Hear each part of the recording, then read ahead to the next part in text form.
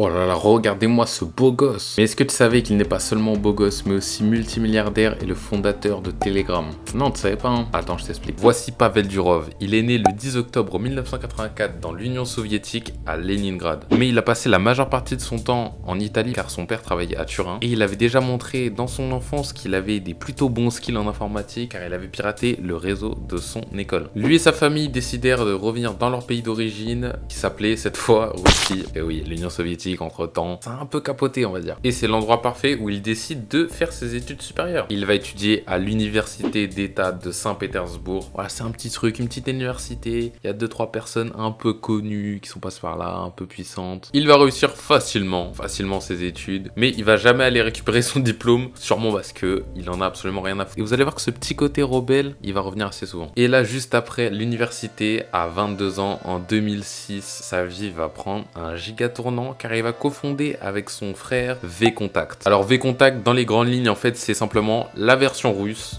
de Facebook. Et ce réseau va être un énorme succès. Il va devenir tout simplement le réseau social le plus utilisé en Russie. Et Pavel Durov va même obtenir le surnom de Mark Zuckerberg russe. Mark Zuckerberg, c'est le créateur de Facebook, voilà, pour ceux qui savent pas. Voilà, Pavel Durov est alors sur le toit du monde, je dirais même sur le toit de la Russie. Mais le début du déclin arrive en 2011. En 2011, il se passe des émeutes immenses en Russie contre le pouvoir en place. Et VKontakte a eu un rôle essentiel dans ces émeutes car c'était l'outil de communication des émeutiers justement. Mais savez-vous qui était au pouvoir en 2011? Eh bien c'était Vladimir Poutine et il essayait de se représenter, du coup le peuple était pas trop d'accord, il y avait des manifs et tout. Le gouvernement, voyant que VKontakte était vraiment un outil essentiel pour toutes les manifestations et voulant empêcher ça, il demandait à Pavel si c'était possible de supprimer certains comptes d'opposants. Et il va leur répondre justement sur VKontakte avec cette photo. Donc voilà, en fait, le mec s'en bat complètement les couilles et il fait bien savoir sur tout le réseau social, le gouvernement affiché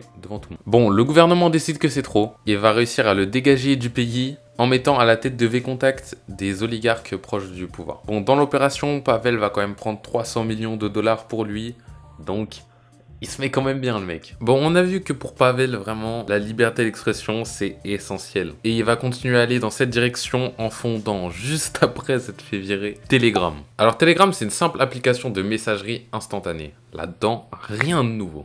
Mais ce qui a vraiment distingué Telegram, ce sont les mesures de sécurité et de confidentialité. C'est le frère de Pavel qui va développer une technologie de chiffrement avancée pour garantir vraiment la confidentialité des messages qu'on envoie sur Telegram.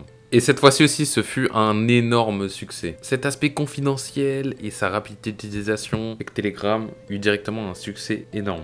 Dès le lancement, il y avait déjà 100 000 utilisateurs et aujourd'hui, on est à environ 500 millions d'utilisateurs dans le monde. C'est immense. Mais cette confidentialité à outrance va attirer les pires utilisateurs possibles. C'est par exemple sur Telegram que le chef de Daesh, Al-Baghdadi, diffuse ses messages. C'est aussi sur Telegram que le commando du 13 novembre revendique les attaques du Bataclan. Il y a aussi du contenu pédophile ou encore des assassinats. Bon, j'ai un peu niqué l'ambiance. Mais c'est important de parler de ça avant de parler de l'aspect qui vous a fait cliquer sur cette vidéo, l'argent. En effet, Pavel a une petite fortune, voilà, estimée à 11,5 milliards d'euros.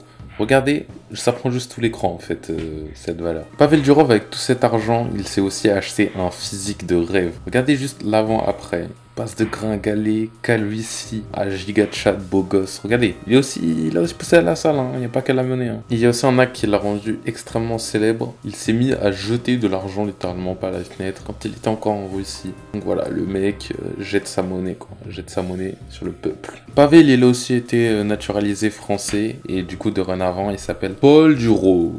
Voilà, un bien franchouillard comme on aime. Il habite actuellement à Dubaï et il faut savoir qu'il est considéré comme l'homme le plus riche de Dubaï. Donc, c'est-à-dire que Yomi Denzel machin, il va aller se rhabiller. Et voilà, maintenant vous en savez plus sur ce génie investisseur, créateur de Telegram, créateur de VKontakte. Enfin bref, un homme multicasquette. Et je vous invite à vous abonner.